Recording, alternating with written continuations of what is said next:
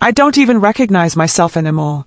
When I look in the mirror, I see hollow eyes staring back, a version of me that used to laugh too loud, dream too big, and believe too easily. That person is gone. I've been gutted, torn apart in a way that no apology, no amount of time, will ever stitch back together. And the cruelest part, the person who destroyed me wasn't an enemy, or a stranger, or even a distant acquaintance. It was my best friend. Even now, my throat tightens when I say those words. Best friend.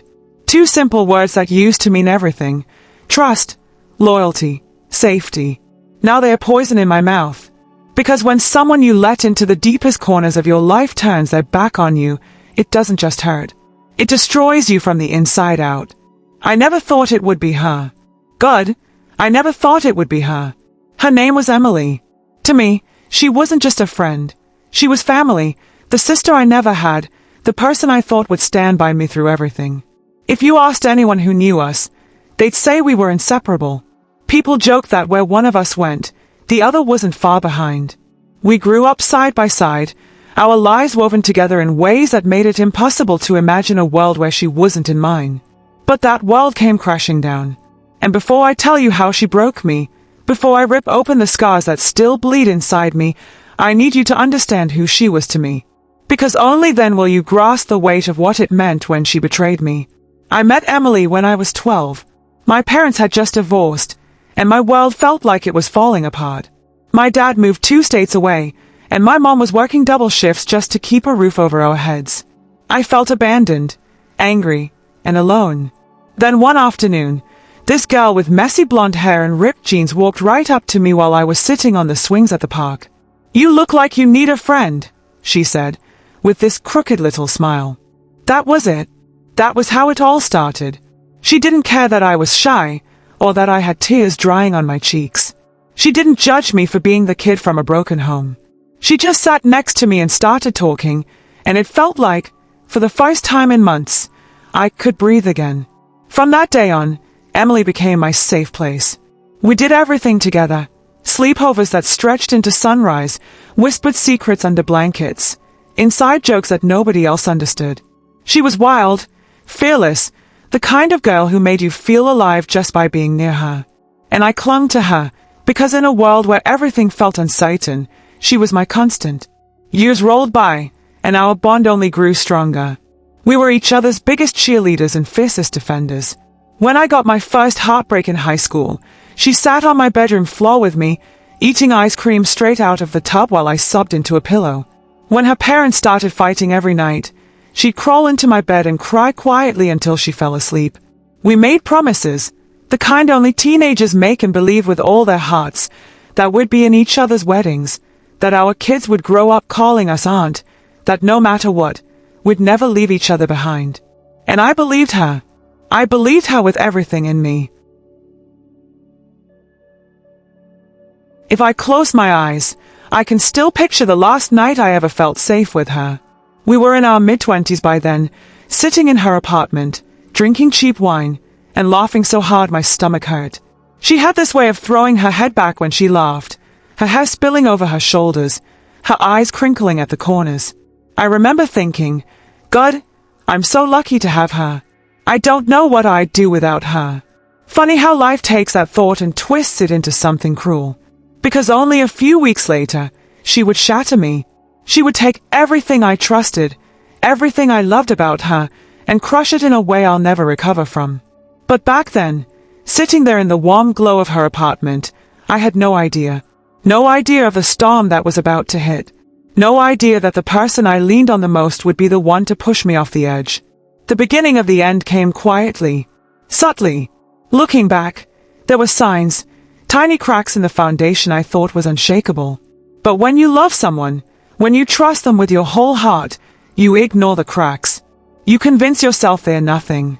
She stopped answering my calls as quickly. She canceled plans last minute. She started hanging out with new people I didn't know, people she never invited me to meet.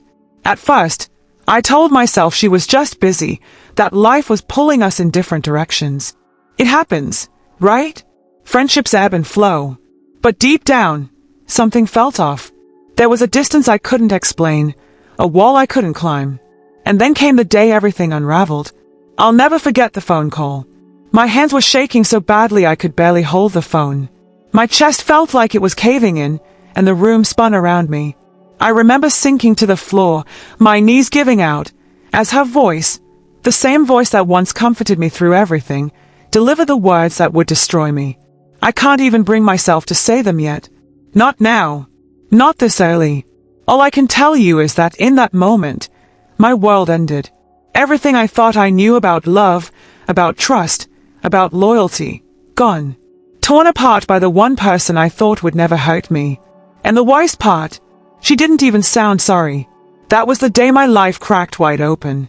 That was the day I realized that sometimes the people you'd give your life for are the same ones who will watch you drown without blinking. And from that day forward, I've been a ghost of the person I used to be. When I think back to that phone call, I still feel the way the world tilted beneath me. 1 second, I was holding my phone like it was any other day, and the next, I was falling through a bottomless pit. Emily's voice was steady. Too steady. Like she'd rehearsed it. She told me something that didn't just cut. It severed me from the life I thought I had, the life I trusted her to protect. She had been the one who told my deepest secret. The one secret I had never shared with anyone else. The one part of my life I thought was safe, guarded by the friend I trusted more than anyone in the world. And she didn't just tell one person. She told everyone. I trusted Emily with things I hadn't even told my own family. Private struggles, mistakes, fears, the kind of things you only hand over to someone when you believe, with all your heart, that they'll hold them safe. My entire life, I'd carried shame about something that happened years earlier, something I buried deep because I didn't want it to define me.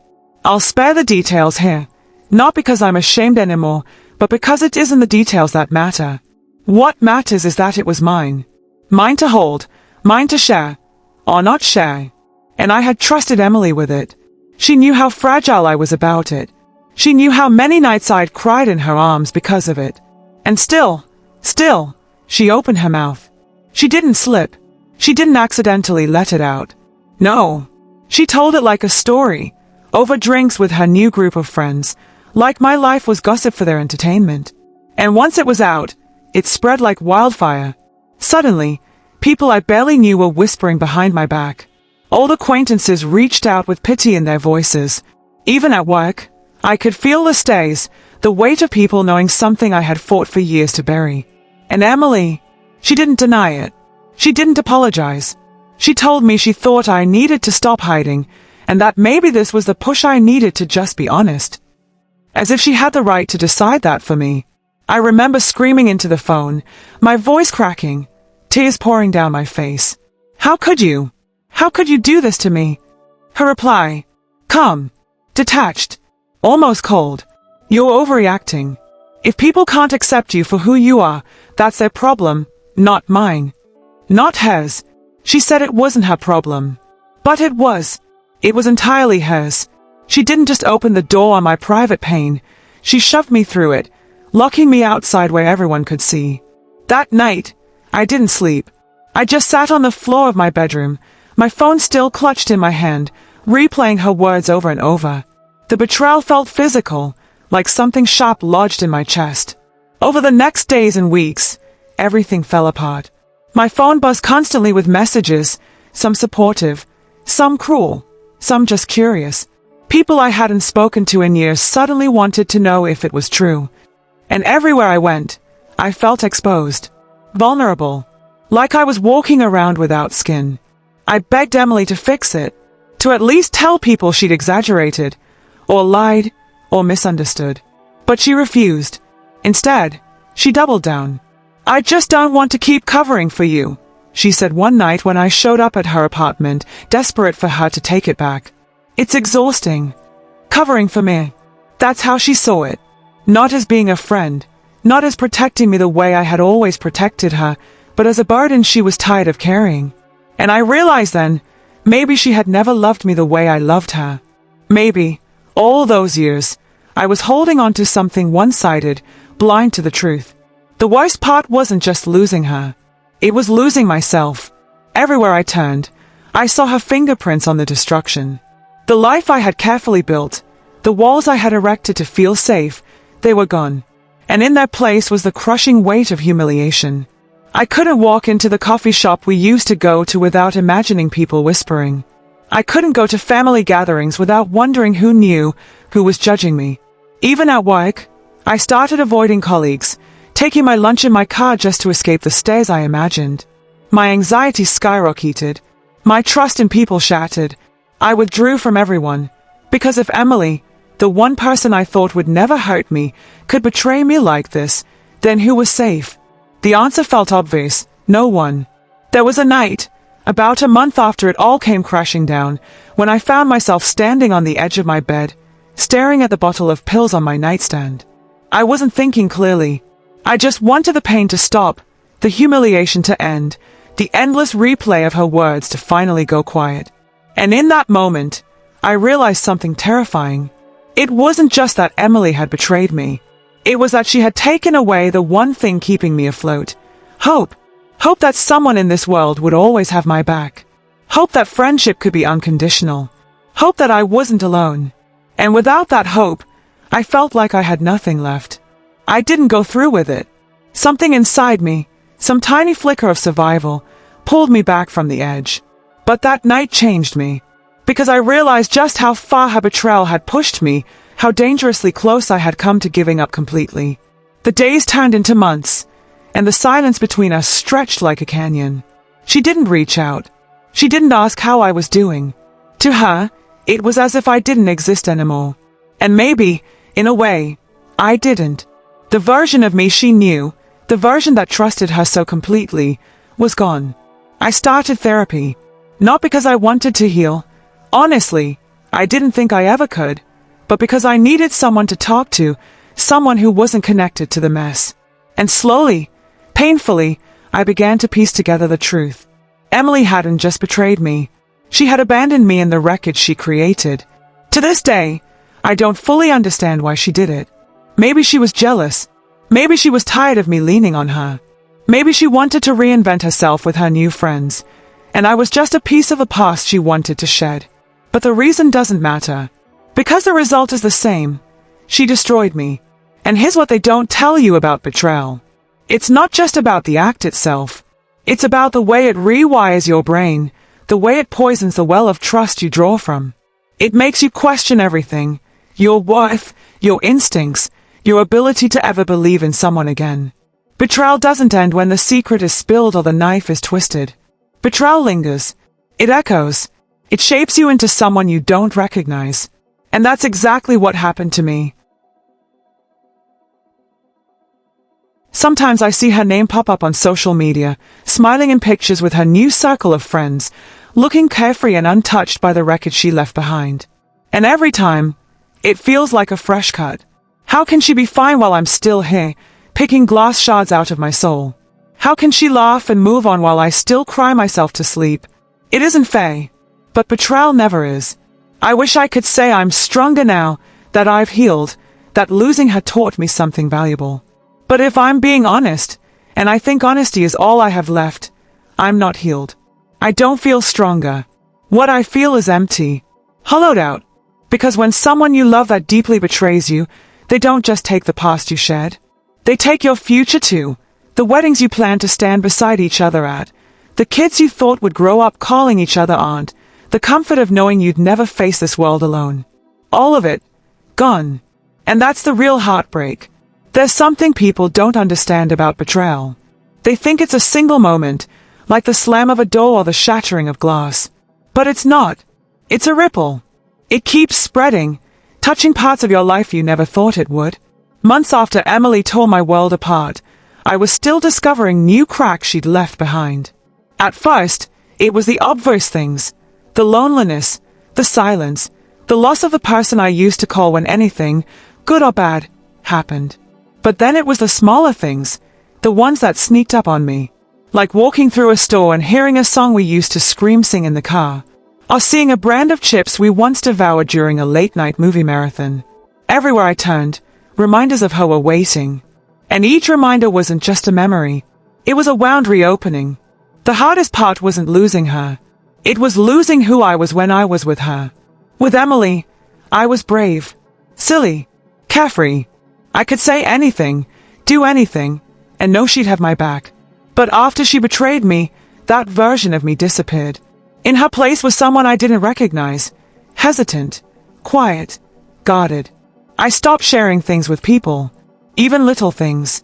If a coworker asked how my weekend was, I'd just shrug and say, fine, even if it wasn't. If a new acquaintance asked to hang out, I'd find an excuse.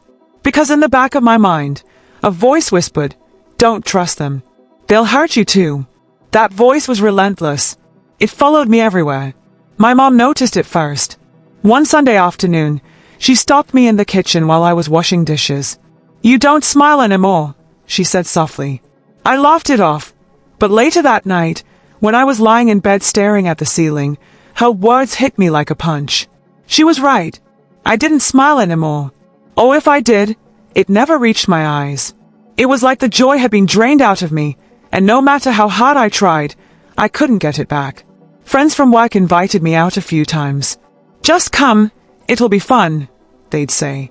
But the thought of sitting at a table surrounded by people who might one day betray me the way Emily did, it was too much. So I stayed home, again and again, until eventually, they stopped asking. Isolation became my comfort zone. My apartment turned into a cocoon, a place where no one could reach me, where no one could hurt me. But it also became a prison. The longer I stayed in, the harder it became to leave. And the lonelier I felt, the more I missed Emily. It's twisted, isn't it? Missing the person who destroyed you. Wanting to hear her voice, even though every word she spoke was a reminder of the knife she twisted into my back. But that's the thing about love, platonic or not. It doesn't just switch off. You can hate what someone did to you and still ache for the person they used to be. One night, months later, I caved. I typed her name into my phone, pulled up our old thread, and hovered over the keyboard. My hands shook. My heart pounded. I wanted to send just one message. Why? But I didn't. Because deep down, I already knew the answer. Or maybe I knew there wasn't one. Nothing she could say would undo the damage. Nothing could bring back the years of trust she had thrown away so carelessly. So I set the phone down and cried instead. Therapy helped, but only in fragments. My therapist told me betrayal can trigger a grief process, like mourning a death. And she was right. Because Emily was gone, not physically, but in every way that mattered. I went through denial, telling myself maybe it wasn't that bad, maybe I misunderstood. I went through anger, replaying her words over and over until I thought I'd explode. I went through bargaining, begging her to take it back, to fix what she'd broken.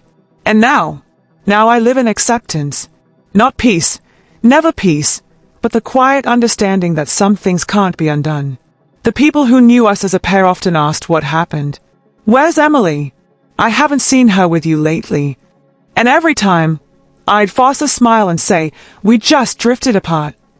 Because how could I explain the truth? How could I tell them that the girl who once swore would be family forever had gutted me so thoroughly I barely survived it? It was easier to lie. Easier to protect myself from the pity in their eyes. Sometimes, though, I wonder if Emily ever thinks about me. If she ever lies awake at night and remembers all the secrets we shared, the promises we made. If she feels even a fraction of the emptiness I carry every day. I doubt it. She seems happy. Untouched.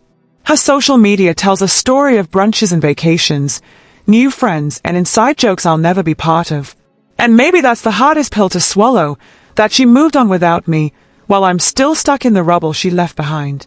The betrayal didn't just take her from me. It took pieces of my future.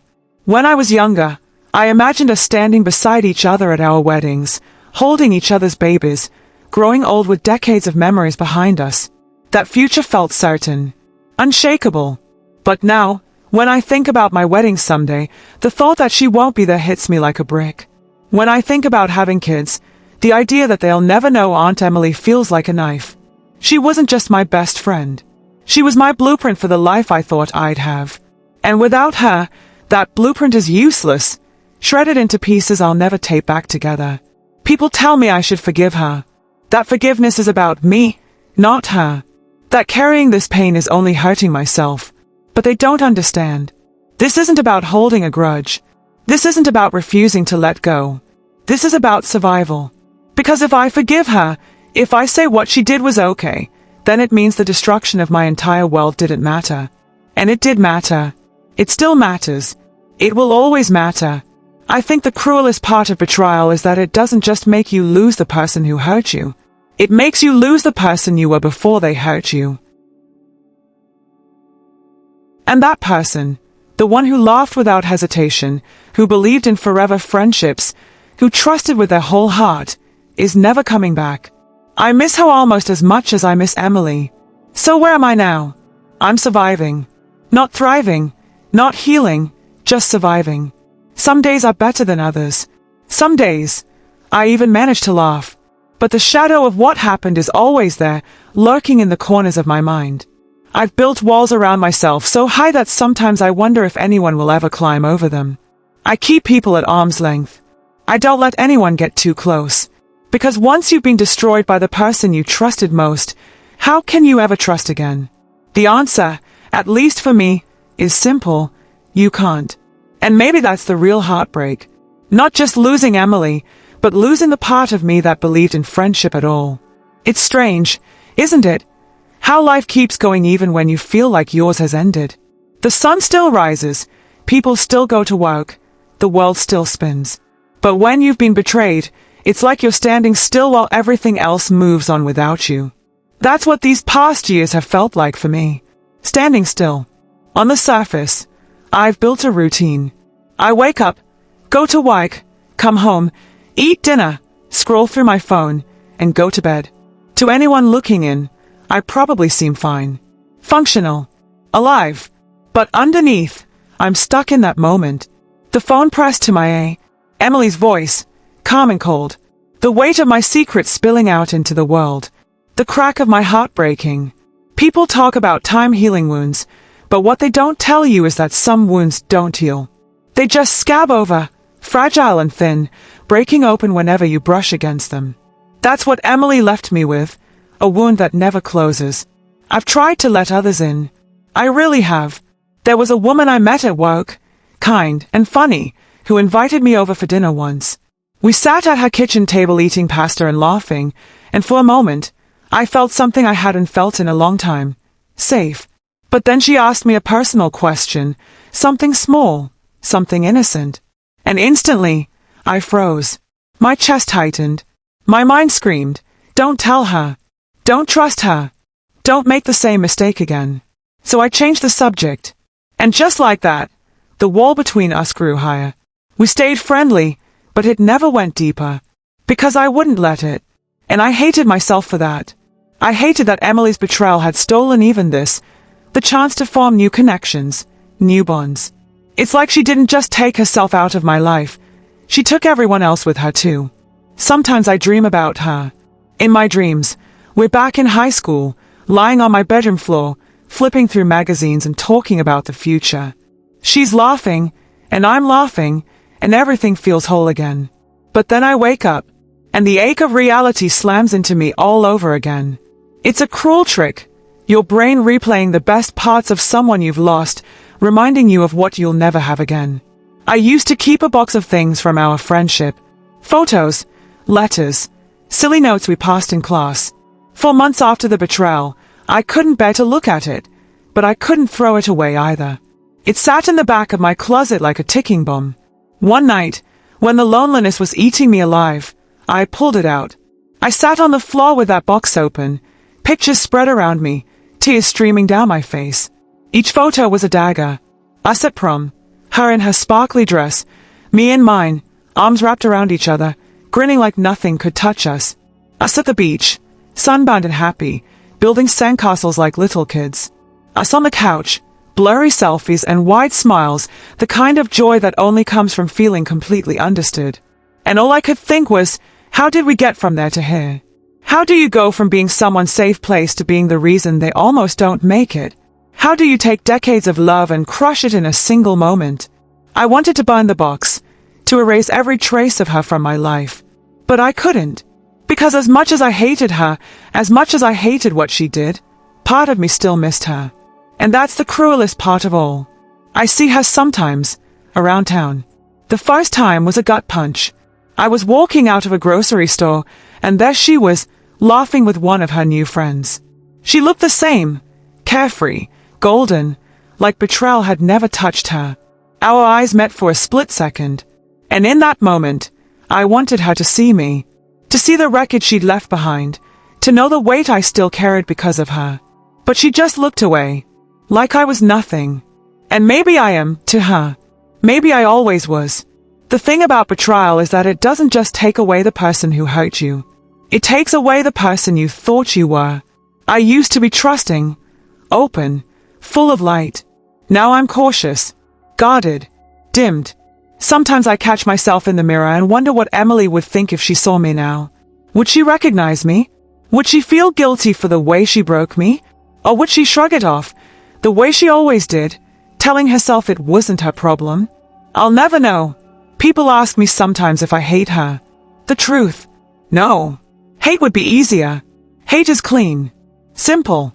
But what I feel is messier. It's longing tangled with rage, grief wrapped around love. It's missing her laugh while despising her choices. It's wishing I could forget her while replaying every memory like a movie I can't turn off. I don't hate her. I just wish I didn't still love the version of her that no longer exists. There's a question that keeps me up at night, one I can't shake. If she walked back into my life tomorrow, begging for forgiveness, would I take her back? Part of me wants to say no. To say I've learned, that I'd never let her close again. But another part of me, the part that still aches, still dreams of our laughter, still misses her like a phantom limb, wants to say yes. And that terrifies me. Because it means that even after everything she's done, even after she shattered me into pieces, part of me would still hand her the hammer again. I don't know if I'll ever truly heal. I don't know if the day will come when I'll trust someone the way I trusted her. What I do know is that betrayal leaves scars you can't see. And those scars change you forever. I'll never be the person I was before Emily. That version of me is gone. Now, I'm someone else. Someone who knows that even the people who swear they'll never hurt you can, and sometimes will. Someone who understands that love, platonic or otherwise, is never a guarantee. Someone who walks through life with a piece of her heart missing, a piece that no one else can ever replace. If you've ever been betrayed, you know this pain. You know what it's like to replay conversations, to look back on photos, to wonder when exactly the foundation cracked. You know the endless loop of was it me? Did I do something wrong? Could I have stopped it? But the truth is, sometimes there's nothing you could have done. Sometimes the betrayal isn't about you at all. Sometimes it's about them, their choices, their weakness, their selfishness. And realizing that doesn't make it hurt any less. I wish I could end this story with hope. I wish I could tell you that I found peace, or built new friendships, or learned some beautiful lesson that made it all worthwhile. But the truth is that some betrayals don't have silver linings. Some stories don't end with healing, they just end with heartbreak. And that's where I am. Heartbroken. Changed. Still standing, but not whole. If you're listening to this and you felt the sting of betrayal, maybe you understand. Maybe you've lost someone you thought would never hurt you. Maybe you've had your world ripped apart by a secret, a lie, or a broken promise. And if you have, I want you to know this. You're not alone. I may never heal, but I'm still here. And so are you. And sometimes, survival is the closest thing to victory we'll ever get. So I keep going. Not because I believe in happy endings anymore, but because even in the wreckage, even in the emptiness, there's still a part of me that refuses to let her betrayal be the end of my story. And maybe, just maybe, that's enough.